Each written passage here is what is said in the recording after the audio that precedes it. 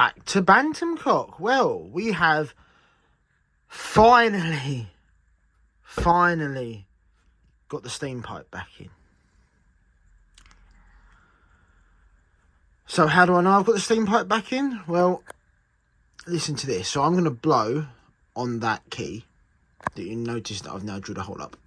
I'll explain. Yeah, the odd size bolt holes do match slightly odd placed bolt holes on the new fitting, which funny enough, match slightly odd placed bolt holes on the superheater that it matches up to. But I'm going to put you up here by the regulator body.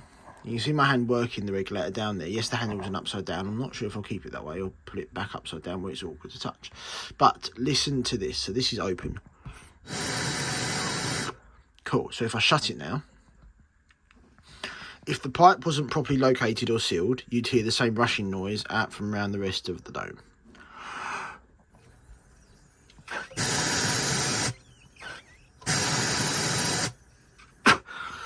So I count that as a win. So next steps are to relocate the dome, reseal the dome. That's going to be fun in itself. And then put it on a compressor.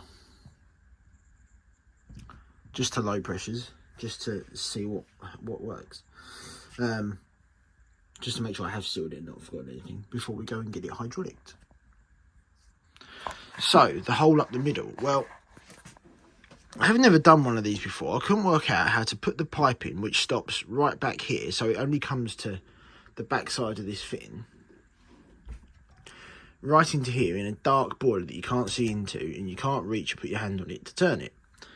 Now, that fitting there is half 32 on the outside, 3/8 32 on the inside, and 3/8 32 down there, so it all screws up together.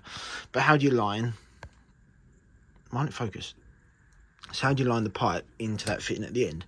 The only thing I could come up with was with the key, put a hole up it, push a bit of, well, in this case, silver solder, right up and locate it in there. You can feel around and see if it's actually in the thread in there. And slide the pipe over it, and with your fingertips get it started to thread, slide the key over and wind it all in together, and that seems to have done the trick. Everything is all thread sealed. I mean, we'll only know when I get some pressure in it.